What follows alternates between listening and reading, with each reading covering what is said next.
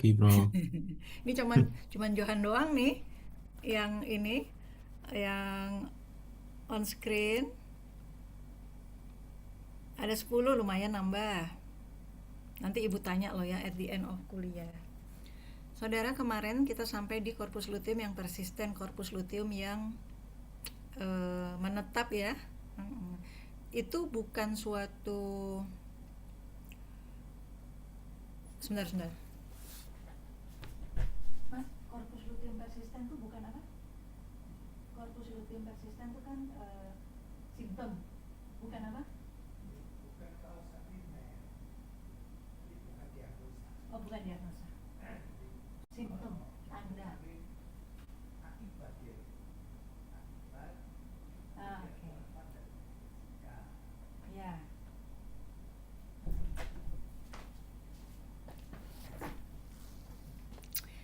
Kalau ada yang namanya korpus luteum persisten, saudara ya, CLP ini sangat sangat sering kedengeran tuh di sapi perah. Itu bukan diagnosa. Oh, kenapa nih? Oh, CLP. Nah, itu sebetulnya bukan diagnosa, tetapi orang sering mengatakan diagnosanya CLP ya, Johan dan teman-teman ya. Yang kelihatan Johan aja, jadi ibu panggilnya Johan terus deh. Padahal di sini yang terbaca oleh saya tuh ada Raffi, ada Joni, ada Nabila. Ada lumayan nih nambah jadi 10 nih. Adelia, Eka. Nah, dan seterusnya ya. Ibu panggil loh semua loh. Dia lu, Sojiva, Sofia, sorry. Namanya kayak cucu saya. Siapa lagi? Fayas. Fayas. Udah ya. Oke, Joni mulai ini. Good. Eh, Tadi ya, jadi korpus luteum persisten itu bukan diagnosa. Diagnosanya apa sih? Kenapa sih ini? Oh, CLP. CLP itu adalah akibat, saudara, simptom ya. Keadaan CLP itu akibat dari tadi yang kemarin ibu jelaskan. Jadi misalnya dia hormonalnya imbalance karena stres, heat stress, pakan, mismanagement, terus eh, apa infeksi. Nah, itu menyebabkan korpus luteum yang harusnya lisis pada saat tidak terjadi kebuntingan, tapi dia ada terus gitu. Nah, akibatnya apa kalau ada terus? Ada berarti nggak kembali ke sistem, ke siklus yang normal, yang siklus yang hipotalamus, hipofisis anterior itu ya, nggak kembali ke siklus itu. Padahal kalau tidak terjadi kebuntingan, korpus luteumnya harus lisis. Korpus luteum yang lisis yang dalam satu siklus estrus itu disebabkan oleh hormon apa? Kemarin sudah ada yang jawab tuh, udah bisa. Hormonnya apa, Johan? Apa, Joni, hormon yang menyebabkan korpus luteumnya lisis? PGF 2 alfa. Joni, kamu kalau kuliah jangan sambil ngobrol loh ya. Di situ ada temen tuh yang lama nggak ketemu tuh katanya ya, jadi ngobrol. Atau kamu lagi sama siapa gitu ya. Soalnya anak saya juga waktu itu kuliah gitu online gitu ya, dosen ITS tuh galak-galak, saudara. Padahal anak saya nggak ngapa-ngapa, ini cuma ngelihat aja, betul-betul ngikutin ya. Tetapi oh, Dira, namanya Dira. Dira jangan ngobrol. Loh, saya ngobrol sama siapa gitu. Orang nggak ngobrol gitu ya. Tapi kalau saya eh, pokoknya saudara ngikut apa maksud saya, jangan juga ignoran gitu loh, gitu ya. Jadi jangan juga mengabaikan gitu ya. Oke, baik, kembali ke sini. Korpus luteum persisten itu suatu simptom atau suatu akibat yang sering terjadi, yang orang selalu saking seringnya terjadi, orang sampai mengatakan itu diagnosanya CLP. Nah, korpus luteum persisten itu tidak dikehendaki apabila dia harus kembali ke siklus estrus normal, sehingga siklusnya berjalan normal dan tahu kapan birahi, kapan dikawinkan gitu ya. Jadi kalau CLP, korpus luteum persisten, ini korpus luteumnya harus dilisiskan dulu ya. Kalau dia secara natural lisisnya oleh tadi hormon PGF2 alfa. Inang kono lho ono iku. Hah? Padahal ibu nggak ngelihat teksnya ya.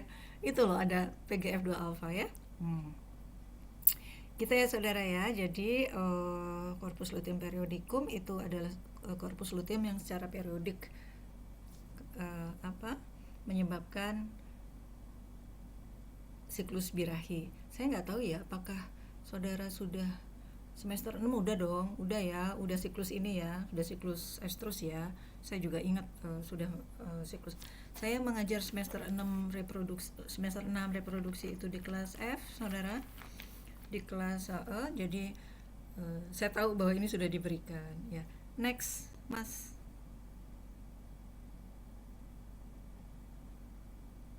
Nah,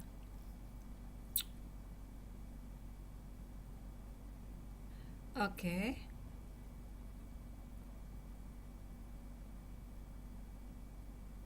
Ya, itu adalah apa? Mekanismenya atau pathway atau mekanismenya ya. Jadi LTH pasca melahirkan itu menghambat proses lisis corpus luteum graviditatum. Kan corpus luteum persisten itu kalau dia tadi saya katakan bahwa sebetulnya dia tidak terjadi kebuntingan, tidak terjadi perkawinan sehingga tidak terjadi kebuntingan, tetapi oleh karena suatu sebab maka corpus luteumnya itu stay gitu ya, nggak lisis. Nah, demikian pula juga kalau setelah melahirkan, makanya ada jeda, ada waktu antara dia melahirkan sampai terlihat lagi tanda-tanda estrus, dimana kita mau mengawinkan lagi gitu ya. Baik, ini adalah sangat ininya seperti ini saudara. Teorinya tuh begini gitu ya. Nah, kalau saudara sudah memahami ini, mau dibalik seperti apapun soalnya atau kondisinya saudara mengerti. Oh, ini yang terganggu di sini nih gitu. Harusnya corpus luteum graviditatum setelah melahirkan lisis ya. Tentu ada jeda ya, no. Dia lisis kemudian kembali ke yang jeda adalah uterus involusio uteri, uterus yang kembali ke bentuk normal gitu ya. Oke. Nah, tentu kalau corpus luteumnya ada itu mengganggu proses tadi ya kan, dari hipotalamus ke gonadotropin ya, gonadotropin FSH, gonadotropin ke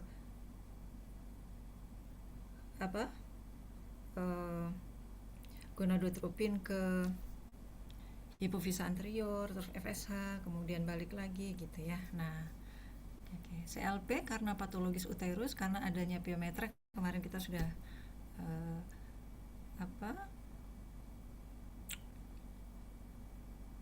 jelaskan, kemarin saya sudah jelaskan piometra itu ya. Jadi piometra, maserasi fetus, tahu ya, maserasi fetus tuh fetus yang jadi bubur. Jadi dia oleh karena infeksi bakteri merusak fetusnya jadi bubur gitu, maserasi fetus. Mumifikasi fetus juga karena infeksi bakteri fetusnya mati tetapi terus mengeras ya. Terus empisema fetus, infeksi itu mengganggu fetus saudara. Ada yang jadi empisema, ada yang jadi anasarka, ada yang jadi bukan infeksi aja, maksudnya penyakit metabolik juga bisa ya. Penyakit metabolik disebabkan oleh memakan atau mengkonsumsi hijauan yang toksik gitu ya, dan bersifat teratogenik. Nah, itu semua bisa menyebabkan kelainan ini gitu. Oke. Nah, dengan adanya gangguan-gangguan tadi ya kan, stres, infeksi bakteri, kemudian infeksi bakteri yang bisa menyebabkan tadi ya, piometra, maserasi fetus, mumifikasi fetus, empisema dan seterusnya, itu si endometrium tidak mampu menghasilkan TGF2 alfa yang harusnya dia hasilkan untuk melisiskan corpus luteum gitu ya, sehingga tidak mampu lisis dan corpus luteum tetap ada. Disitulah terjadinya CLP. Nah, CLP karena kematian embrio dini sebenarnya bukan CLP murni tetapi corpus luteum graviditatum, karena kan dia sebetulnya bunting tuh, terjadi kebuntingan, cuman embrionya mati karena suatu sebab ya. yang berakhir karena kematian embrio dini yang ditandai siklus birahinya jadi panjang, saudara. Karena kan tadinya dia terekamnya adalah si tubuh induknya terekamnya adalah ini corpus luteum untuk memelihara kebuntingan, padahal fetusnya mati, embrionya mati, gitu ya. Jadi itu bermasalah. Ngerti ya? Mudah-mudahan ngerti dibaca. Next.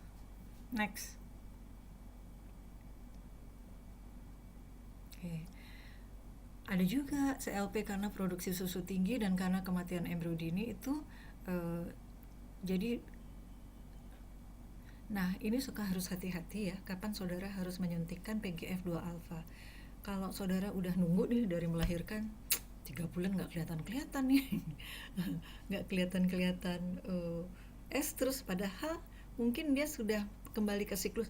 Kan involusio uteri tahu ya, kembalinya ukuran uterus ke bentuk normal setelah melahirkan itu paling lama gitu ya, atau ini 45 hari.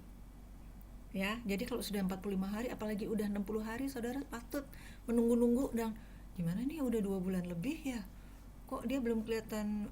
Ini ditunggu kadang-kadang sama orang tuh sampai 3 bulan sampai 90 hari. Nah, setelah itu udah harus curiga, waduh ini pasti silent estrus nih, dia sebetulnya estrus tapi nggak kelihatan, atau PGF2 alfanya terbentuk tetapi tidak cukup, mungkin masih ada corpus luteumnya masih di situ belum lisis. Nah saudara, di sini dikatakan dapat memberi suntikan PGF2 alfa segitu ya, 20 sampai 25 mg IM atau 5 sampai 6 mg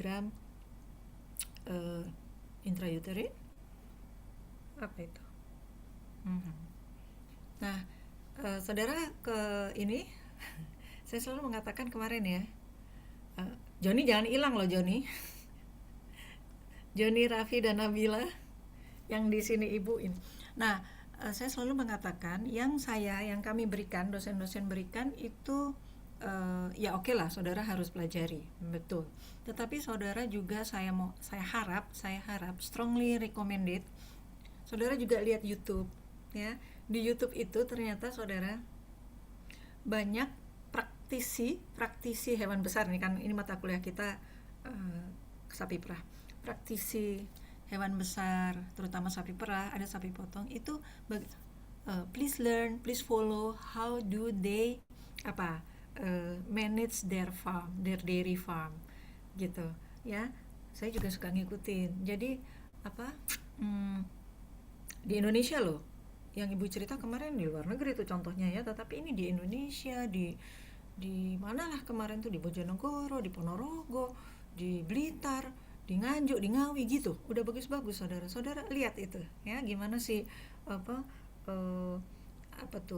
manajer farm itu melakukan pemeliharaan sapi perah, bagaimana owner mungkin gitu ya, mungkin dia ownernya atau dokter hewan yang bekerja di situ, atau bukan dokter hewan, mungkin dia cuma tukang kandang, atau juga mungkin dia cuma pembuat konten YouTube. Tetapi saudara tolong lihat ya, jadi kalau memang doesn't make sense gitu ya, saudara bilang apa sih gitu ya, saudara bisa menilai ini benar apa enggak. Tetapi di situ banyak contoh saudara, sapi perah dipelihara di close house gitu, sapi perah dipelihara di dataran rendah gitu, tapi bagaimana mereka survive gitu. Coba deh saudara lihat ya, yang selalu intinya ada, yang prinsipnya adalah air cukup, air ya, baik untuk minum maupun untuk bersihin kalau saya tuh ya, sama pakan tentu, sama shading. Itu semua dong berarti ya. Tapi saudara lihat deh gitu, memang kadang-kadang perlu kapital besar. Jadi saya sama Prof Ismu kalau lihat gitu terus iya aja modalnya gede, iya aja duitnya ada gitu untuk bikin close house, untuk bikin blower yang besar, kan itu running by electricity ya, by listrik ya, tentu mahal. Nah itu semua diperhitungkan. Nah kan kita mungkin nggak belajar ya bagaimana menghitung cost and benefit analysis sebuah farm. Nah di situ saudara kerjasama atau kolaborasi dengan orang yang mengerti, apakah sarjana ekonomi. Nah sarjana ekonomi suka nggak ngerti bahwa gini saudara, dia pinter hitung-hitungan uangnya, tetapi dia nggak tahu kapan ternak itu lahir pedet di sapi, dewasa dikawinkan, bunting punya anak. Nah, mereka taunya sapi gitu aja. Jadi kalau ada 15 sapi, 15 anak. Padahal kan enggak ya. 15 sapi itu berapa yang produksi, berapa yang darah, berapa yang pedet gitu. Nah, tapi itu bisa dipelajari dan harus bisa, saudara ya.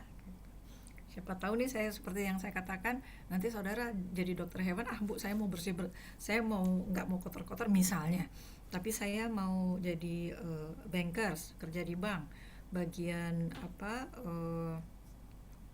kredit, bagian kredit, verifikasi dokumennya. Tapi kan saudara kalau dokter hewan jadi ngerti, kan nggak mungkin ini kalau 3 bulan saya udah bisa menghasilkan susu gitu dari sapi yang seperti apa kok, eh, kecuali dari sapi yang sudah bunting 6 bulan, jadi 3 bulan lagi bisa ini gitu ya. Saudara harus bisa memperhitungkan ke sana. Kalau saya kasih apa, kredit sekarang nanti nggak balik nih gitu karena masih lama gitu, orang sapinya nggak bunting kok. Nah kayak kesana ya saudara ya. Jadi pelajaran atau materi ini itu untuk bekal saudara kalau if you have to analyze something, a program misalnya gitu ya. Kan sapi itu pedet, sapi darah darah terus kemudian dikawinkan pertama, bunting melahirkan apa, oke, produksi susu, terus berapa lama dikawinkan kembali, saudara sudah punya uh, ilmunya gitu ya. Oke, kembali ke sini, CLP karena patologis uterus diberi antibiotika. Nah, ini CLP ini saudara kalau untuk dokter hewan yang sangat uh, saya juga nggak punya kemampuan itu ya saudara ya, sangat dokter hewan yang berpengalaman di lapangan sangat beliau bisa apa, melisiskan corpus luteum manually pakai tangan, eksplorasi vagina, kemudian tapi itu harus hati-hati ya, jangan-jangan bukannya sembuh tetapi malah manjir, malah steril, nggak bisa lagi bunting gitu ya. Jadi itu harus hati-hati. Tetapi kalau dokter hewan itu sudah, saya udah beberapa kali melakukan itu bisa dan boleh, dan itu termasuk yang cepat. Jadi dia si corpus luteumnya lisis, kembali ke siklus. Mungkin tetap dikasih antibiotika dan sebagainya ya saudaranya. Baik. CLP karena mumifikasi dan empisema, fetus mati, dikeluarkan dengan penyuntikan hormon oksitoksin. Nah ini belajarnya nanti di semester 7 ya. Di semester 7 kemudian nanti sama di PPDH gitu, biasanya dengan saya. Nah, dikeluarkan dan penyuntikan hormon oksitoksin dan estradiol benzoat, kemudian diberikan PGF2 alfa untuk mempercepat lisisnya CLP. Next.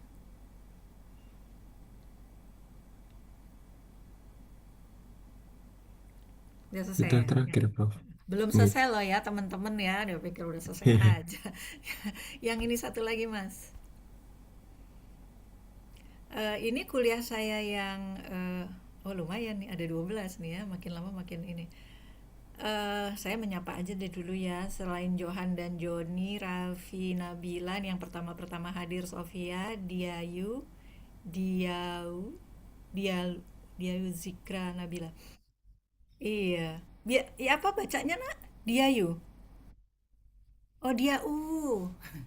Ada apostrofi di atasnya itu ya. Oke, Diau. Ini nggak sulit di KTP di ini, nggak sulit tanda baca itu.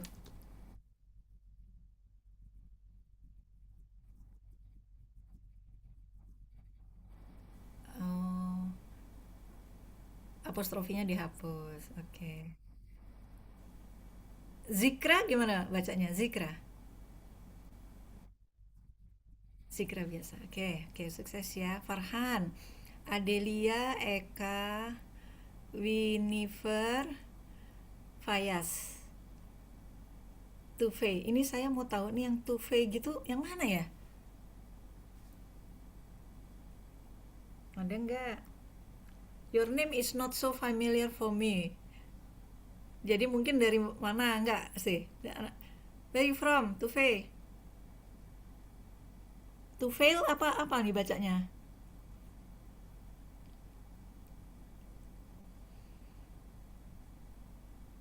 Tufil biasa bacanya itu. Pakai bahasa Arab tasbih, Bro. Where you from? Dari mana Tufei aslinya?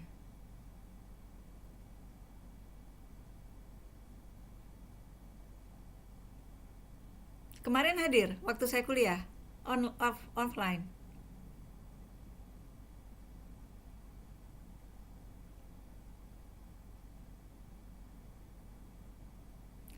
Oke.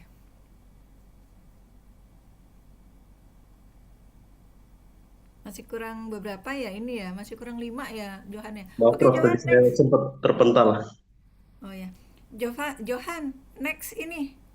Next slide yang tradisional. Obat tradisional, nggih. Ya, obat tradisional.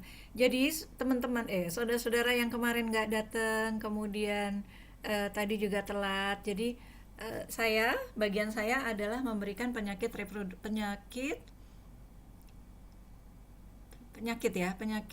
pada sapi perah, saudara ya. Dari yang pertama online, kemudian offline kemarin, minggu kemarin, dan sekarang hari Senin besok saya nggak bisa juga karena ada pengabdian masyarakat di Bojonegoro, maka saya sama Johan bersepakat untuk memberikannya hari ini. Terima kasih, hari ini harusnya libur ya saudara ya, tetapi kita kuliah supaya selesai tugas, maksudnya bagian saya, nanti saudara tinggal meneruskan dengan dosen lain gitu ya. Saya selalu mengatakan saya nggak mau nih hutang gitu.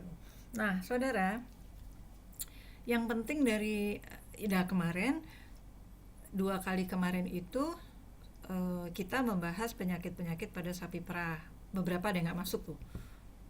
Berapa ya, Johan ya waktu itu ya. Nah, pada sapi perah yang erat kaitannya dong, kalau sapi perah sakit, sapi perah mengalami kayak keguguran, kegagalan kebuntingan dan sebagainya, itu pasti menyedihkan karena sapi perah kan diambil susunya. Nah, kalau nggak bunting kan jadi nggak produksi. Gitu ya saudara ya. Jadi dia memang harus bunting. Obat-obatan tradisional, next Johan. Yang terkenal dari obat-obat gini, negara yang terkenal dengan herbalnya itu India. India itu sudah sampai promote ya, pakailah ini gitu, padahal nggak ada kan di kita ya, mungkin si tumbuhan itu. Jadi beberapa kali baca artikel tuh adalah, saya lupa namanya, saya nggak ingat juga. Jadi untuk mengobati sapi kalau habis distokia tuh dia injeksi dengan itu, injeksi atau apa gitu ya, gitu, dengan herbal itu gitu. Nah, kalau kita di sini di Indonesia, khususnya di FKH UNER, banyak teman-teman saya dosen yang sudah menerapkan atau bukan menerapkan, meneliti tentang herbal. Ada lamtoro, ada ada apa ya, banyak ya, kalau kayak gini lupa saya. Banyak, nanti mungkin ada ya. Jadi buatan pabrik atau industri rumah tangga, sebetulnya jamu-jamuan ya, yang kemarin saya kuliah menjelaskan bahwa kalau blood kembung ya, jadi si sapinya itu oleh peternak tradisional, pokoknya lidahnya harus digoyang terus, yang dibantu pakai tangan supaya bersendawa ya. Nah itu kadang-kadang dikasih minyak, dikasih Sprite ya, yang dikasih bir juga ada gitu ya. Nah baik, kenapa harus dikasih jamu tadi? Untuk nafsu makan, untuk ini udah kayak menjaga kebuntingan, meningkatkan produksi susu, menyembuhkan bengkak dan kembung ya. Jadi arahnya ke sana. Kalau yang mau sapi Madura yang dipakai untuk bull race, karapan sapi, itu juga dikasih jamu ya saudara ya, telur gitu ya kalau nggak salah ya. Saya nggak lihat sendiri, tetapi saya baca artikelnya gitu. Kadang-kadang saya kepengen loh lihat karapan sapi itu. Belum punya. Saya dulu waktu kecil, waktu SD, lebih kecil lagi, rumah saya di Pontianak, di Kalimantan Barat. Rumah saya di situ, depannya lapangan. Nah, berarti orang Madura tuh udah lama ya. Di situ ada bull race, ada karapan sapi. Kita nonton dari dalam rumah, ya, suka takut sapinya nyelonong. Jadi udah kayak gitu. Jadi saya lihat dipecutin sapinya gitu ya. Terus banyak orang lihat. Itu tahun 62 ya. 61, 62, 63 gitu ya. Udah lama banget. Nah, saya kepengen tuh lihat yang di Maduranya gitu, tapi belum ada kesempatan. Jadi kalau saya cerita bull race itu karena saya memang memang pernah lihat sendiri karena saya juga dosen etika dokter hewan dan keserawan, kesejahteraan hewan gitu ya. Jadi banyak dari kegiatan-kegiatan tradisional itu yang against animal welfare, tidak sesuai animal welfare, menyalahi keserawan, menyalahi kesejahteraan hewan gitu. Tapi kita nggak bisa apa-apa karena kegiatan itu dilakukan turun temurun udah lama. Kemudian tahu ya, people who deal with that kind of activity, that kind of traditional activity itu adalah yang authorities ya kan, pejabat penggede di daerah situ, apakah itu bupati apa, emang berani kita bilang Pak itu against animal welfare loh kalau sapinya dipukulin kemudian dipakai paku, ya nggak sih, pakai rengkeng. Nah, nanti kalau ketemu saya di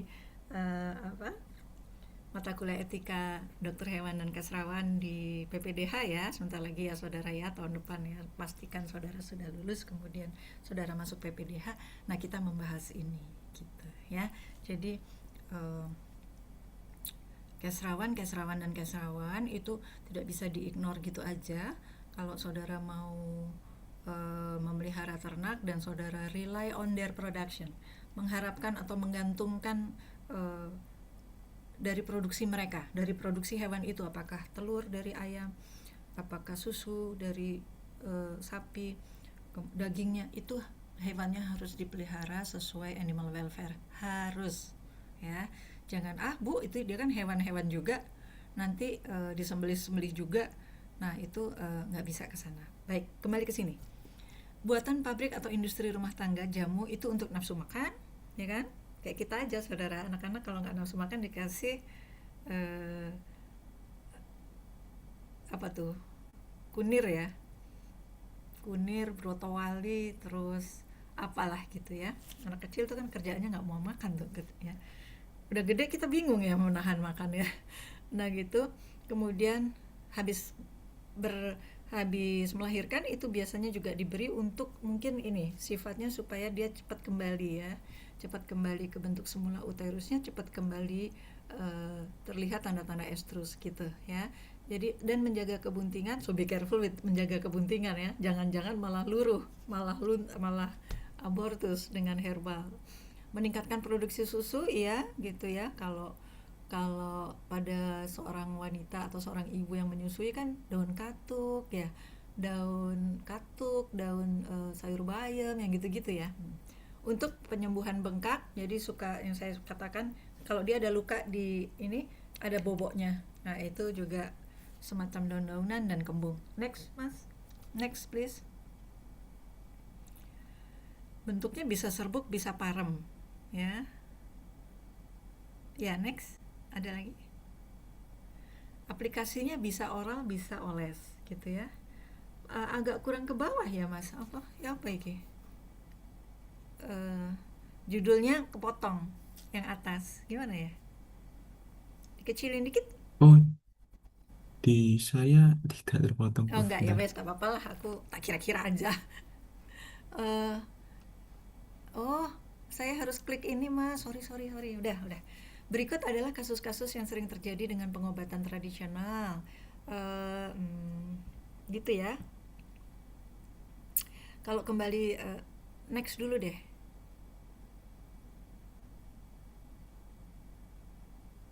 Oke.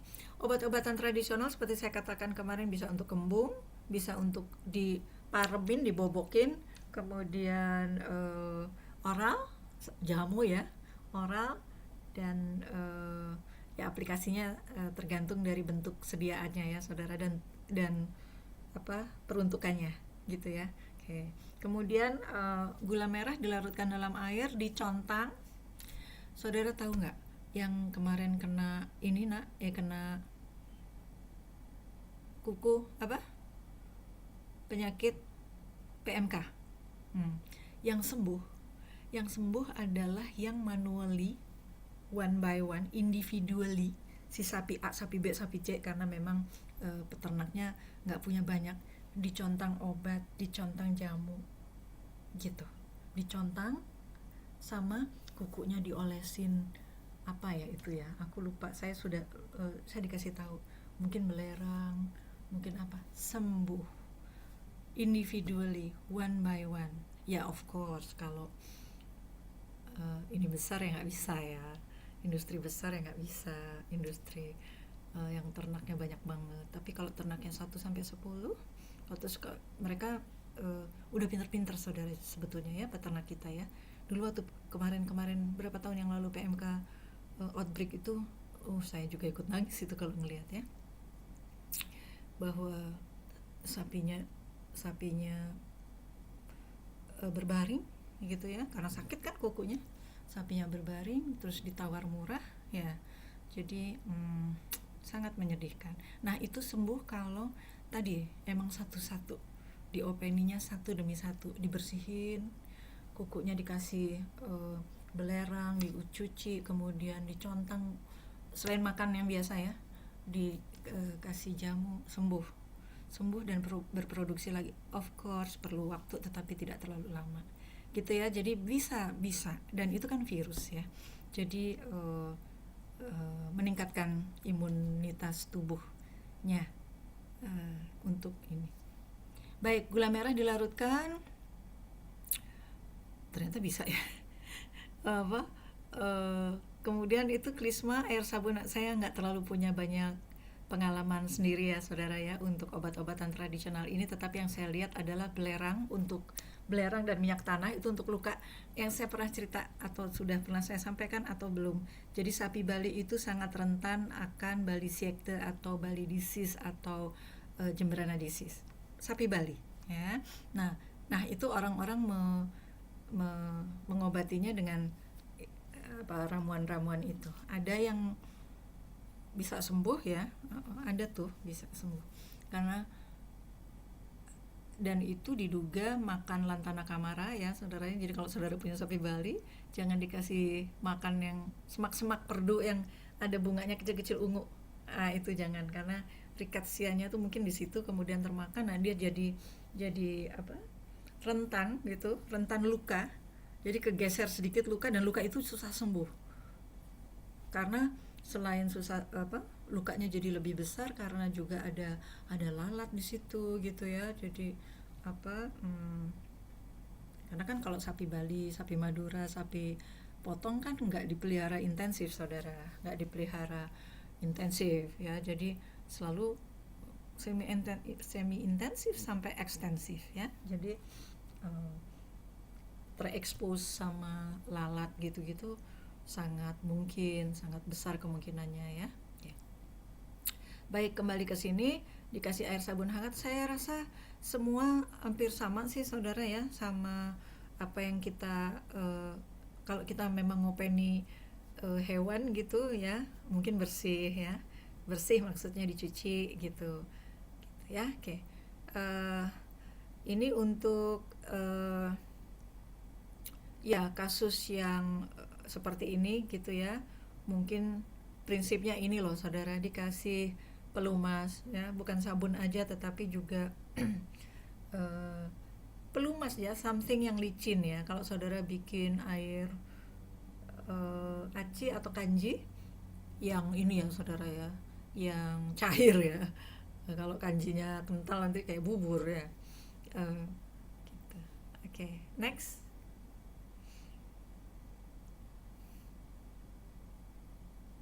Kalau kembung ini yang saya katakan bisa minyak ya, minyak kelapa, minyak kayu putih dicampur dengan hangat. Ini yang saya bilang kalau di peternak bisa dikasih Sprite, bahkan dikasih bir. Ya kalau bir jangan lapa, nanti kan mabok mungkin ya, itu alkoholnya tinggi kalau bir ya. Tapi minyak kelapa ya. Okay. Next, supaya dia regurgitasi ya saudara ya, prinsipnya ya. Nah,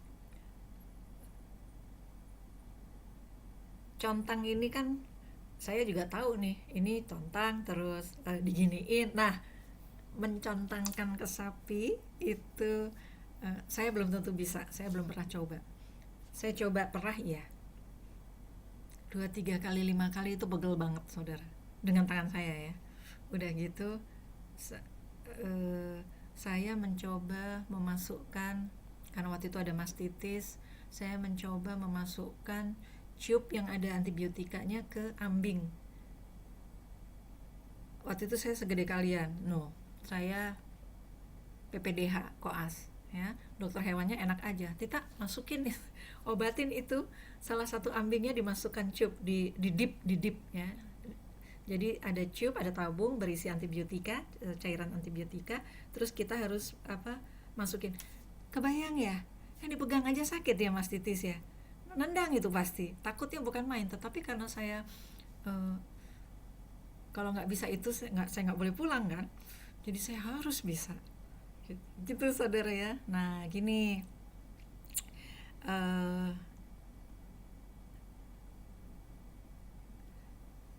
kalian, kita semua kalian itu ilmunya dapat di kelas, teorinya dapat tuh saudara hafal tahu ya.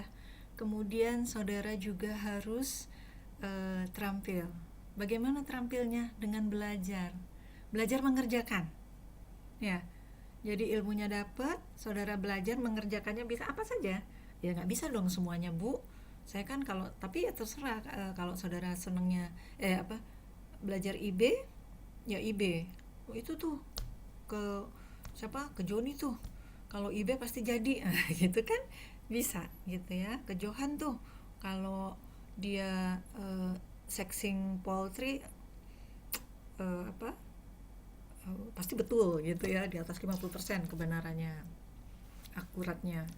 Atau contang tuh siapa yang pintar tuh, itu pasti ke situ. Nah yang kayak gitu-gitu saudara harus belajar. Atau saya bisa lah Bu 2-3 keterampilan. Saya bisa contang, saya bisa potong kukunya sapi perah, kan harus dipotong kukunya ya saudara ya, karena dia kan berdiri harus kokoh dan nggak boleh ada infeksi saudara. Kalau dia kotor terus menebal itu gampang sekali infeksi. Kalau dia apalagi bull ya, bull yang untuk yang semennya diambil untuk semen beku, itu nggak boleh dia karena dia harus menapak dengan kuat. Nah itu ada dipotong kuku. Aduh Bu, nggak bisa Bu, susah ngangkat kukunya. Ada cara dimana kakinya diangkat hidrolik gitu ya, ada kereannya gitu ya.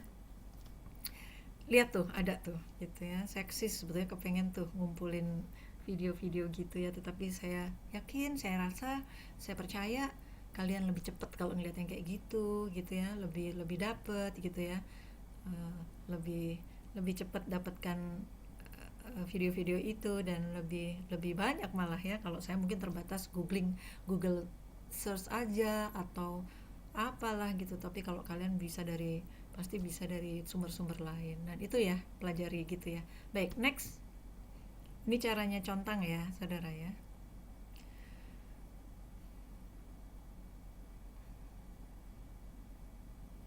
Nah ini tadi contangnya tadi dari bambu ya, mau dari bambu atau dari paralon, itu yang pasti diamplas ya saudara ya, jangan sampai tajam-tajam itu gitu ya. Diamplas yang halus supaya nggak tajam, nggak melukai. Kalau sampai luka, masalah baru itu ya, masalah baru. Jadi lidahnya ditekan gitu kan, saya kemarin mengatakan ya, mengambil sampel darah dari sapi, diambil dari vena jugularis. Semua tahu vena jugularis di daerah mana, di leher. Cari coba. Kalau saudara baru ketemu sapi di situ Bu, ya sok aja di situ, coba cari gitu ya. Nggak langsung ketemu juga saudara ya, ternyata itu harus diraba, harus ditekan ya, dan ternyata itu agak lebih depan samping gitu ya, gitu. Nggak di samping banget sih, kadang-kadang agak ke depan karena kan dia vena juga gerak ya, jadi ditekan. Kalau yang menggembung, nah itu baru venanya gitu ya saudara ya. Semua berdasarkan keterampilan didapat melalui latihan berulang-ulang, baru saudara dikatakan terampil. Kalau dokter hewan, dokter gigi, dokter manusia harus latihan ya. Ilmunya saudara sudah dapat, Misalnya ngambil sampel darah korpungsi menusuk dari jantung hewan coba marmut, mencit, tikus ya. Itu teorinya dari kiri tuh. Ya, jantungnya ada di sebelah kiri. Kalau saudara terlentangkan ternyata agak sebelah kanan loh saudara. Kalau saudara nggak nyoba sendiri nanti nggak tahu dan nggak bisa gitu ya. Korpungsi nggak mati kalau kita jago. Ya kalau kita sudah bisa. Jadi betul-betul menusukkan spetnya masuk ke jantung, terus diambil darahnya, dia tetap hidup lagi. Ya masih hidup. Gitu ya. Nah, emang ibu nggak pernah mati? Pernah. Gitu ya. Tapi eh, apa tapi kita bisa mengambil itu karena darah dari kita sering harus menganalisa darah dari hewan coba atau hewan laboratorium yang kita treatment, ya kan? Oke, next. Ini yang saya bilang teracaknya harus dipotong kukunya ya. Teracak bawahnya itu tebal, saudara, menebal kadang-kadang saking tebalnya, terus growong gitu. Nah, growongnya itu nanti dihinggapi atau lalat atau kemudian ya ada bakterinya gitu ya, ada nanahnya gitu loh. Gitu. Nah, untuk kaki dan teracak yang saya katakan tadi diresiinya tuh benar-benar dilap satu-satu.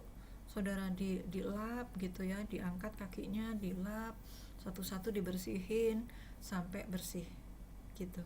Dikasih alkohol, dikasih apalah, belerang, dikasih apa, betadine gitu ya, sampai dia tidak ada kemungkinan atau kecil kemungkinan untuk infeksi gitu. Next. Kalau ini juga saudara ini kalau melihat kayak gini hewannya udah tiduran ya saudara ya. Nah, mulut dibersihkan kan hipersalivasi tuh kalau yang PMK gitu ya, dibersihkan. Dan tentu kitanya juga pakai masker, pakai kaos tangan ya saudara ya. Jadi kitanya juga harus terlindungi. Nah, kalau yang kayak gini ini udah kotor juga gitu ya. Saya suka bawaannya, saya sedih aja mungkin karena perempuan ya. Jadi kalau saya pernah melihat di Jawa Tengah, saya nggak tahu perusahaan itu mungkin sekarang nggak ada. Jadi ada saudara perusahaan yang mengambil dangnya, ngambil fesesnya. Jadi fesesnya itu akan diproses, prosesnya nggak terlalu sulit untuk jadi pupuk organik, ya kan? Itu laku. Jadi dia jual fesesnya. It doesn't matter itu sapinya mau produksi mau enggak, pokoknya sapinya disuruh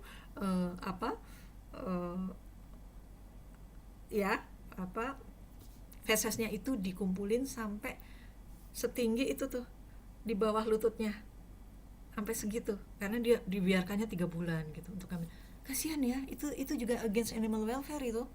Jadi nggak bisa itu gitu, enak aja sapinya disuruh gitu sambil dia nggak bersihin gitu. Dikasih makan tapi ya kayak gitu, nggak bisa gerakkan kakinya gitu karena terkubur oleh dangnya, oleh fesesnya. Dang itu adalah feses yang udah kering ya saudara ya. Kalau feses ya feses aja. Kalau shit tahu ya, shit itu adalah feses yang basah gitu ya. Jadi bullshit itu kalau ini bukan kasar, bukan mengumpat saudara.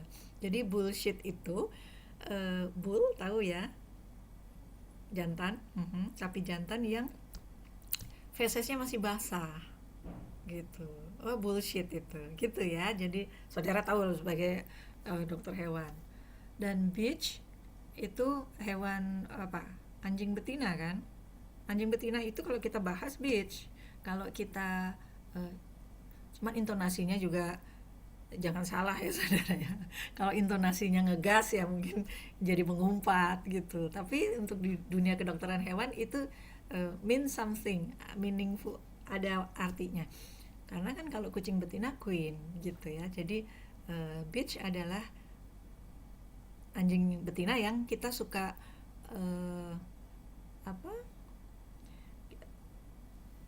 objek kita juga bisa menjadi objek atau subjek penelitian atau diskusi kita karena dia biasanya mengalami distokia dan sebagainya gitu ya. Jadi bukan kasar, bukan ini.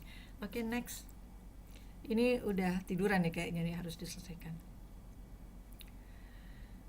Ya, ini adalah gejala klinis yang kita harus obati ya tadi saudara ya. Makin saudara openi dengan sabar, dengan reguler, dengan apa jenenge intensif, itu makin kemungkinan sembuhnya makin tinggi ya. Oke, next.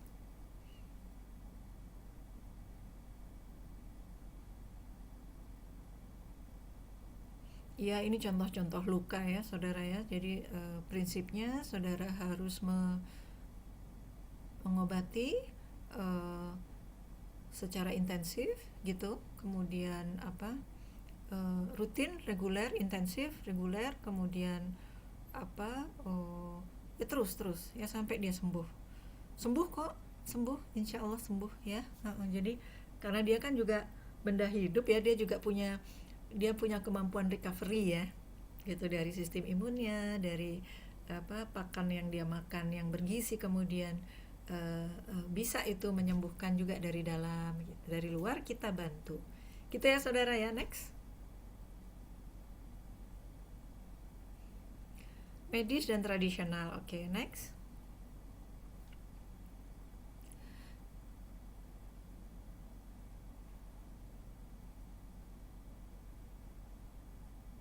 Iya, saya selalu katakan saudara melakukannya manually,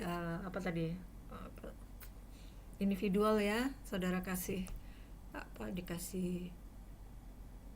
Kalau kita dulu, kalau ibu saya tuh dulu kalau ada luka atau beliau nggak ngasih obat lain kecuali minyak kelapa, minyak kletik kalau orang dulu bilang ya. Itu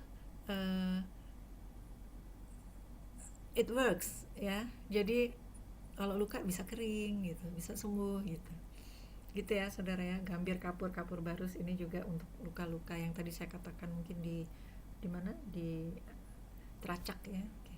Next. Saya selesai sampai kapan ya mas? 95. Hah? Tadi mulai dari 8.30 Prof. Jadi Jadi selesai sekitar padahal aku juga tahu loh itu sekitar 10. jam 10 ya. Oh, Okay. nggih. Baik, ya. Ini kembali ini yang saya katakan, mungkin ini sapi Madura, saudara ya. Sapi Madura itu kalau yang bagus tuh cukup tinggi ya, nggak kecil banget sih. Dia ya besar, tinggi, kemudian kayak gini nih. Ini tuh ada nomor 1 gitu-gitu ya, mungkin dia juara. Nah, yang kayak gini-gini nih, yang nah, di mata kuliah yang saya kasih etika dokter hewan dan keserawan itu, saudara, di PPDH, saya suka mengatakan, saudara, kalau saya waktu itu saya pernah bilang gini, Eropa, Amerika, Australia itu paling nggak suka against animal welfare, itu mereka pasti marah. Jadi pada saat itu kok ya saya dilalah bilang, tahu nggak domba, we have our own our indigenous sheep, saya bilang ya, priangan sheep, tahu ya, mungkin ada saudara yang dari Jawa Barat. Jadi domba priangan itu begitu gagahnya dengan ininya horn, dengan tanduknya melengkung keluar, melengkung ke dalam gitu ya kita, sehingga mereka juga punya tradisi ini adu domba ya, sama kalau di sini karapan, di sana adu domba itu sampai peletak gitu, sampai mati kadang-kadang dombanya ya. Nah, of course itu against animal welfare. Jangan coba-coba promote adu domba, karapan sapi yang dipukulin pakai rekeng bagian belakangnya, musculus gluteusnya itu, pantatnya itu ya. Jangan coba-coba promote itu ke luar negeri. Kita akan mereka istilahnya dia langsung bukan ban sih ya, tetapi langsung mereka nggak suka gitu ya. Terus akhirnya saya rubah saudara, kalau if I want to promote this cattle ya, if I want to promote our indigenous cattle, sheep, kambing mungkin gitu tuh bilangnya for fancy, jadi untuk festival. Jadi ini sebelum tahu ya, sebelum saya baca di artikel tadi, sebelum sapi itu karapan sapi, sebelum acara karapan sapi itu sapinya dikasih dikasih pernak-pernik ya, dikasih itu namanya sonok ya, sapi sonok gitu ya. Nah itu festival, jadi dia melenggang dulu di depan orang. Nah itu aja yang saya promote, yang saya sampaikan kepada mereka. We have our tradition apa activity seperti ini gitu ya. Oh bagus bagus, mereka itu baru seneng gitu. Tapi kalau karapan sapi, ngadu lari cepat sapi sambil sapinya dilukai supaya lari kan, supaya lari cepat. Itu gak ada bagus-bagusnya itu gitu ya. Nah ternyata untuk adu domba di Jawa Barat sama saudara. Adu domba di Jawa Barat siapa coba yang duduk di situ? Ketua DPR yang saya kenal ya, yang saya ketua DPRD, wali kota ada di situ. Kemudian pokoknya pemuka-pemuka yang pasti kaya pasti kaya, pasti punya duit dong gitu, karena kan mereka yang punya domba yang bagus-bagus itu. Domba dulu aja, dulu nih, dulu banget itu 30-an juta ya, 30 sampai 35, sekarang katanya 70-an itu domba pemenang diadu itu. Nah yang kayak gitu, apalagi sapi saudara, ratusan ini ya harganya ya. Nah yang kayak gitu saudara, nah akhirnya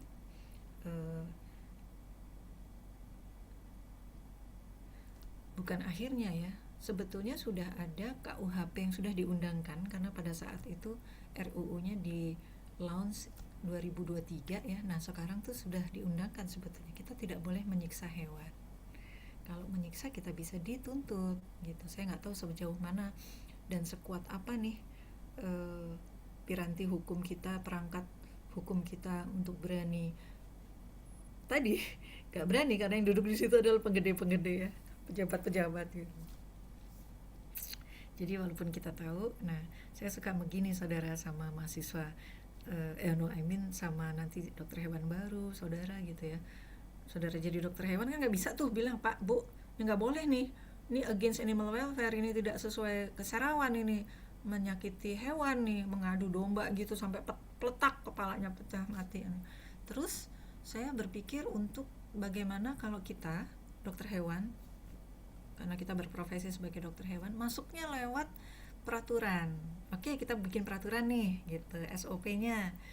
Kalau sapi itu menang karapan tetapi pantatnya bocel semua, kita ukur nih bocelnya ya kan, kedalaman bocelnya, kedalaman lukanya, kemudian area lukanya mungkin banyak, dikurangi nih 10 poinnya gitu. Mungkin mereka berpikir, mungkin ya, berharap nih saya, karena apa, sudah ada di KUHP, sudah ada undang-undangnya tidak boleh menyiksa hewan. Ternyata ada surat seperti surat edaran atau seperti surat apa tuh dari Gubernur Jawa Timur udah ada untuk tidak menyiksa hewan. Emang didengar kan enggak gitu ya. Jadi mungkin kita peraturannya lewat itu gitu. Jadi kalau dia menang tetapi bocelnya banyak, dikurangi nih poinnya 10, mungkin jadi nggak menang.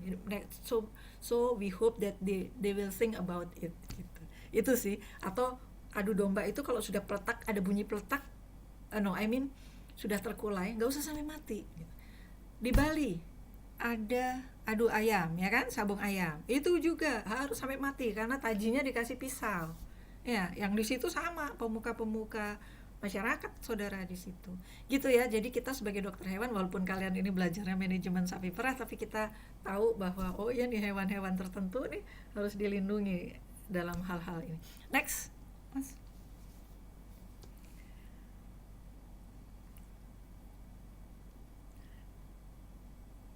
Oh ya, saudara bisa menggunakan hal-hal ini. Sebetulnya apa yang kita bisa lakukan untuk kita? Ya, tadi kunir asam gula merah itu, kalau itu bagus kan, untuk bagus aja. Saya suka selalu dikasih itu sama ibu saya. Ibu saya selalu buatin itu untuk saya, kemudian saya selalu bikinin untuk anak-anak saya. Kunir asam gula merah itu kalau beli namanya Sinom ya. Nah, bagus untuk tubuh gitu ya. Jadi itu diberikan ke sapi juga bagus gitu ya. Kunir ya, air kelapa, minyak kelapa ya. Next. Kalau dia bulu kusam, kemudian ini saudara, jadi apa, bulunya kusam kemudian kotor bagian belakang, itu berarti kan mengindikasikan diare ya di bagian belakang itu. Nah itu mungkin cacingan gitu ya. Eh, Oke, itu adalah tanda-tanda yang kita bisa obati. Next. Mhm. Eh, Perutnya besar tapi badannya kurus ya, itu kalau sama aja mungkin cacingan. Nah, cacingan di sapi, domba itu kadang-kadang severe ya saudara ya, kadang-kadang memang parah. Saya jarang sih sekarang lihat karena saya jarang turun juga ya. Kalau dulu ya, kalau dia kotor, kalau terus ada yang diare ya, terus di padang penggembalaan itu ada yang diare, di dalam diarenya ada sis, ada larva, oh udah pasti spread out, itu sudah pasti menyebar dan menulari gitu ya. Oke. Next, kasih obat cacing. Ini juga bulunya kotor, ini juga eh, saya hampir jarang sih ngelihat yang kotor gini, tetapi masih ada sih ya kalau skala peternakannya itu kecil. Next. Aha, obat cacingnya adalah bisa daun kluwih, bisa temulawak, temu ireng. Temulawak, temu ireng nih juga penambah nafsu makan, saudara. Jadi kalau saudara glong apa tadi pakai contang itu ada bagusnya juga ya. Selain dia juga mengobati cacingan ya. Oke, next. Ya, mastitis klinis, subklinis. Yang repot mastitis itu kalau subklinis. Kalau kalau klinis kan kelihatan tuh. Jadi satu puting lebih merah, lebih besar, lebih bengkak daripada yang lain. Kemudian mendelep kadang-kadang putingnya. Wah, itu pasti eh, bermasalah ya. Kalau subklinis tuh nggak kelihatan, saudara. Tapi banyak mikroorganismenya di susunya ya, karena nah itu juga bahaya ya saudara ya. Tentu ada ini, ada tesnya, ada ujinya ya, sehingga eh, susu yang mengandung susu yang diperah dari hewan yang menderita mastitis subklinis itu harusnya ya tidak boleh dikonsumsi oleh manusia ya. Jahe parem, jahe spiritus ya. Next. Ini yang saya bilang, di situ putingnya 4, itu yang saya bilang saya harus memasukkan tube ke dalam salah satu puting di mana sapinya mastitis. Itu kan dideketin aja udah marah ya, kita tangan kita baru nempel aja udah marah kan, pasti sakit ya. Jadi dia pasti nendang, dan saya harus memasukkan tube itu ke salah satu, ke empat yang sebetulnya ya, ke ambing yang untuk mengobati ya gitu. Nah itu saudara, kalau kita apa jenenge memerah, kita duduk di samping ya, memang di samping, di tengah sini, persis di depan gambar kita ini gitu. Berharap sih dia nggak, kalau nendang kan ke belakang ya gitu, gitu sih saudara. Tapi ya takut juga dengan kaki depannya ya, tetapi waktu itu saya survive sih, saya nggak ditendang juga gitu ya, karena memang mungkin sapi yang saya obatin mastitis tuh bukan sapi yang saya perah, beda gitu ya. uh, di paha itu bisa terlihat mungkin itu ada luka ya, kalau nggak diobati, nah itu lukanya jadi lebih besar gitu ya. Oke. Nah ini adalah ambing yang pas lah ya, dia besar, berproduksi, ambingnya besar, puting ya, maksud saya yang saya bilang saya harus memasukkan tube itu ke dalam putingnya juga sehat, ini terlihat ya gitu. Jadi sehingga kalau diperah atau dimasukkan perah mesin milking machine-nya itu uh, pas lah gitu. Next.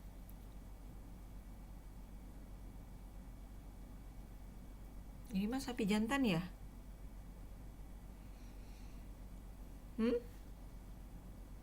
Gitu ya.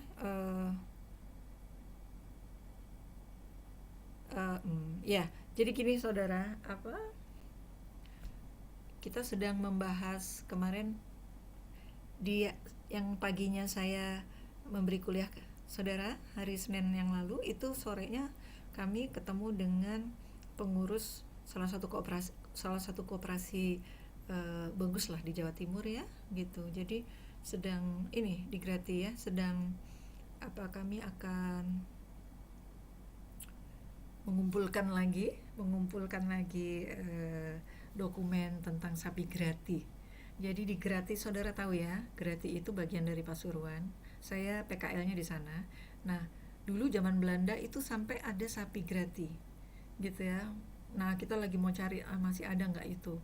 Kayak gini, kayak FH, tapi sudah bertahun-tahun di pelihara atau dibesarkan di Grati ya, yang notabene bukan dataran tinggi gitu, dan mereka sudah si sapi FH penghasil susu ini sudah well adaptable ya, well adapted terhadap panas, terhadap caplak mungkin gitu. Jadi itu udah bagus banget. Nah, kita mau mencari lagi dan memurnikan kalau bisa. Kalau keburu nih gitu ya, nggak sebentar itu saudara. Oke. Baik, next. Ini sapi mungkin maksudnya menunjukkan sapi jantan ya, dimana harusnya saudara ini nggak terlalu jelas kelihatan, tetapi skrotumnya itu berisi 2 testis harusnya ya. Kadang-kadang cuma ada 1 testis karena menderita monorhid ya, 1 testis yang turun. Itu tetap normal, tetap bisa menghasilkan semen saudara, tetapi ya nggak normalnya tuh karena dia harusnya 2 tapi ini 1 gitu. Berkuranglah fungsinya ya. Next. Nah, luka baru itu bisa dikasih bawang putih, garam, pedih sih yang pasti ya, tetapi jadi cepat sembuh mungkin gitu ya saudara ya. Jadi apa yang biasanya kita lakukan untuk di manusia, saudara bisa bobokkan juga, paremkan di hewan, cuman jumlahnya lebih banyak gitu ya. Kalau kita kan luka paling mungkin sedikit gitu ya, tetapi kalau pada hewan mungkin jadi harus banyak gitu ya, harus lebih banyak untuk menutup lukanya dan seterusnya. Luka lama yang miasis itu dikasih air tembakau. Saya pernah lihat kalau ini ya. Jadi ada luka yang sudah ada telur itunya, lalatnya gitu ya, memang jelek banget. Itu dikasih air tembakau, dikucurin air tembakau gitu. Ini juga harus ingat saudara ya. Jadi untuk pengobatan-pengobatan di lapangan yang nggak secara kimiawi, tapi saudara punya air garam itu udah pasti ya. Jadi kalau ada luka, untuk mencuci, untuk mensterilkan, saudara pakai air garam gitu. Kemudian tadi kan ya air tembakau, minyaknya tuh minyak kelapa ya saudara ya, memang agak mahal ya, tetapi minyak kelapa. Kemudian ya tadilah saudara bisa tuh pakai Sprite gitu ya, supaya regurgitasi, supaya dia bersendawa untuk menghilangkan blood yang gitu-gitu ya. Belerang ya, minyak tanah itu untuk menghentikan ininya sih, luka tuh dikasih minyak tanah sama belerang, tapi terus sakjane tapi terus sembuh gitulah ya, berkurang terus sembuh. Next. Ya, luka-luka seperti ini saudara cuci dulu pakai alkohol, saudara cuci pakai air garam, saudara kasih betadine, saudara kasih bobokan apa tuh gitu ya, daun apa gitu yang mungkin memang dia fungsinya menyerap desinfektan lah ya, fungsinya ya. Wah, ini kayaknya di dekat apa nih?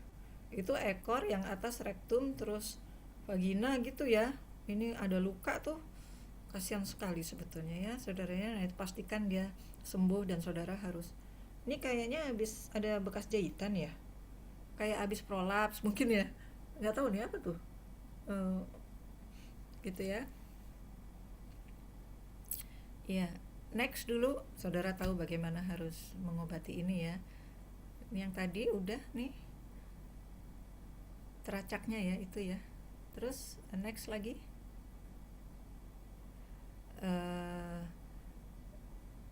ini yang sakit kulit ini yang saudara juga harus kita bisa mengobati yang apa tadi saya katakan individually ya. Jadi memang diopeni banget, dikasih air hangat, dicuci pakai air hangat, dimandikan, kemudian ada sabun, disabun, mungkin syukur-syukur sabunnya juga saudara lihat.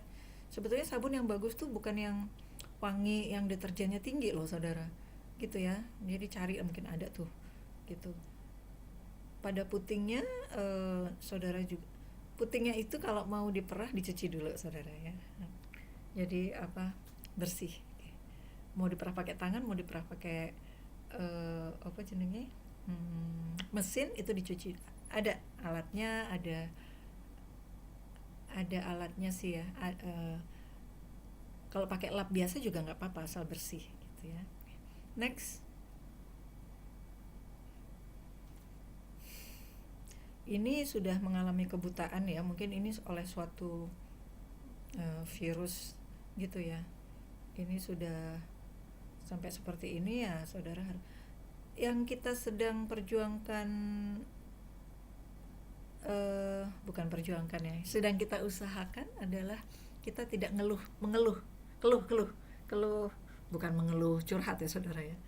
Ini nih sapinya dikeluh ya. Itu kita menggunakan sekarang yang namanya nanti gambarnya saya kasih Johan share ke temennya ya. Jadi sekarang bukan di ini tapi ada kayak berangus gitu ya. Itu juga di atas ini sehingga dia tetap bisa makan tetapi dia apa, terfiksasi gitu, terhold, bahwa kita tetap bisa kita kendalikan. Kalau sekarang kan dikeluh tuh semua, itu against animal welfare tuh orang barat nggak. Kemarin kita kedatangan asesor dari Jerman untuk asesor asin, akreditasi internasional saudara. Dia they are not happy to see our cattle di kandang itu dikeluh semua kan, karena kita harus geret. Kan kalau memindahkan tempat kan talinya digeret, nah talinya itu di sini. Nah kita lagi usahakan nanti tidak dikeluh tetapi di ini. Kalau ini sudah jelas ini matanya bermasalah ya saudara ya. Terus ada luka pula di situ. Nah itu saudara, kalau saudara bisa bersihkan lukanya, apakah di scraping, apakah di ini, kemudian dikasih betadine, lakukan ya. Okay. Ya saudara harus berhitung dengan kalau dia produksinya tinggi, kalau dia masih menguntungkan ya saudara ya. Tapi kalau tidak, saudara boleh untuk, jadi kalau gini, sudah tua ya, kemudian sakit, kemudian produksinya menurun, makannya juga lagi sudah susah, sudah tidak bisa, konversi makannya juga sudah menurun ya. Nah itu saudara boleh memutuskan culling gitu ya, tetapi harus hati-hati gitu. Jangan sampai dia masih produksi terus dikirim ke slaughterhouse, dikirim ke RPH. Jadi itu karena ada hukumnya ya, tidak boleh menyembelih betina yang masih produktif gitu. Tapi kalau sudah ada tanda-tanda seperti ini, dia sudah tua, sudah menurun produksinya, itu saudara boleh mengatakan ini sudah tidak produksi lagi. Dan kalau produksi juga pasti susah nanti. Maksudnya kalau dikawinkan mungkin karena dia sudah tua ya, akan distokia dan berisiko lebih tinggi. Itu boleh gitu ya. Saudara, yang kemarin saya cerita bahwa belantik mintanya 400-an dua, itu bukan ilustrasi tetapi tetap pernah terjadi gitu ya, pernah terjadi di daerah Malang gitu ya. Tapi tentu tidak semua ya saudara ya. Nanti saudara bilangnya, kata Ibu Tita segini aja produksi sapi. If you can produce 1 ton of sapi gitu ya, dan apa ya lakukan gitu ya, lakukan gitu juga, jangan jadi enggak. Itu contoh aja kemarin tuh, tapi memang terjadi seperti itu. Jadi apabila ada belantik yang memang menolak, refuse your cattle gitu, pertimbangannya itu, saya pernah tahu nih, saya udah pernah tahu ini. Tetapi harusnya sih mereka nggak refuse saudara, nggak boleh menolak, nggak reject harusnya ya. RPH ya harus memotong, karena pada saat RPH mereject atau menolak keinginan petani untuk nanti dia potong sendiri, itu lebih bahaya, tidak higienis dan seterusnya ya. Bisa spread menebarkan penyakit dan seterusnya ya. Next.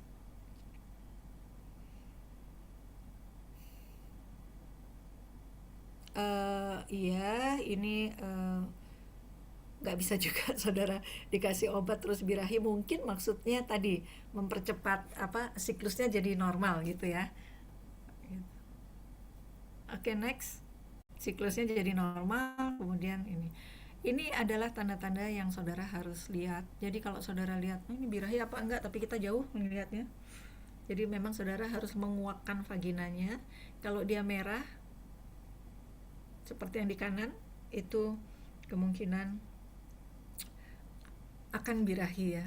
Mulai apalagi kalau sudah basah, basah. Kan di mana tuh? Di sini di Jawa Timur itu paling gampang saudara bilang A3, abang abuh anget gitu ya. Tetapi kalau di Jawa Barat B3, basah bareh. Aku kok suka lupa B satunya ya. Basah, basah, bareh, abuh dan hangat.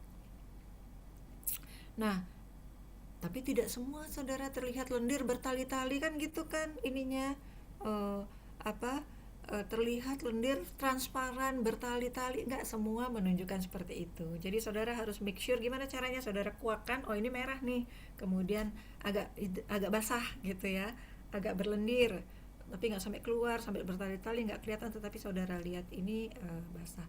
Kenapa sih saudara kalau yang tanda-tanda yang birahinya itu abang abuh anget, merahnya karena apa, aliran darah ke arah situ ya, karena hormon estrogen itu ya ada ya di di perkuliahan semester 6 Vistek Pro ya. Jadi banyaknya aliran darah menuju organ reproduksi vulva ini gitu ya, karena peran dari estrogen tadi.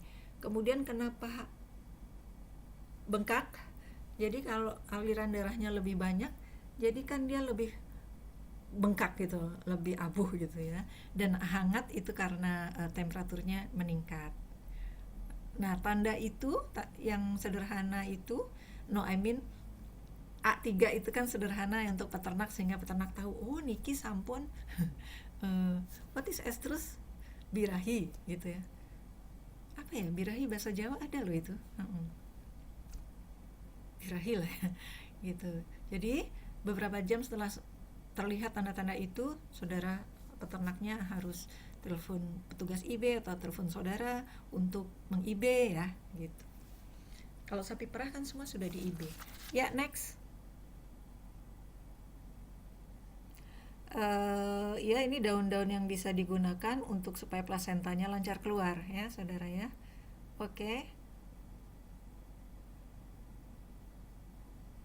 Ya, next.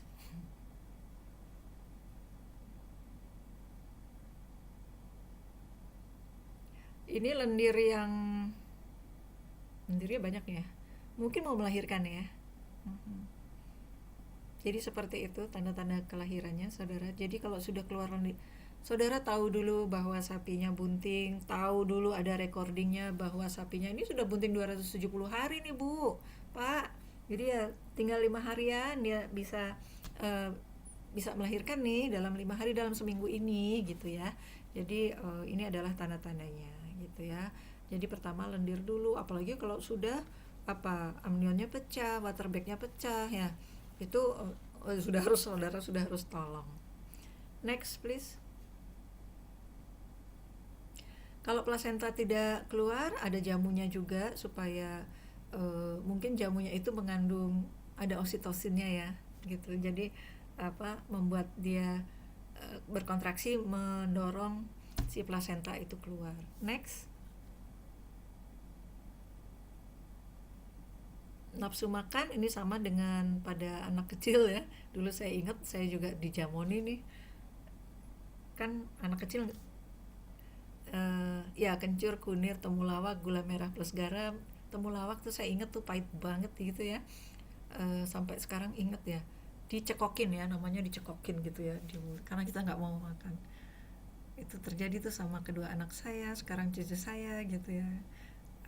Tapi kita nggak ngasih lagi dengan cara ibu saya memberi ke saya ya, itu sudah nanti saya didatengin KPAI itu. Next. Hipokalsemia ini jelas kurang kurang kalsium. Jadi saudara harus memberikan kalsium. Mungkin kalau harus eksogen ya kalsium uroglukonas ya. Tetapi kalau saudara ini bisa dari kapur ya, rendaman kapur terus dicontangkan, kemudian kapur dimasukkan sumur, kemudian airnya diminumkan untuk air minum sapi gitu ya. Oke, next. Oke, selesai. Thank you Johan. Nah, kita bertahan di 12 anak nih yang datang ya. Atau sudah 18? Itu 13 atau 18 itu Johan? 13, Prof. Oke. Tapi ininya harus saya ya. Kita selesaikan dulu apa? Kita selesaikan dulu daftar hadir. Nggih, Mudah-mudahan bisa kalau daftar hadir Maya. bisa, Prof.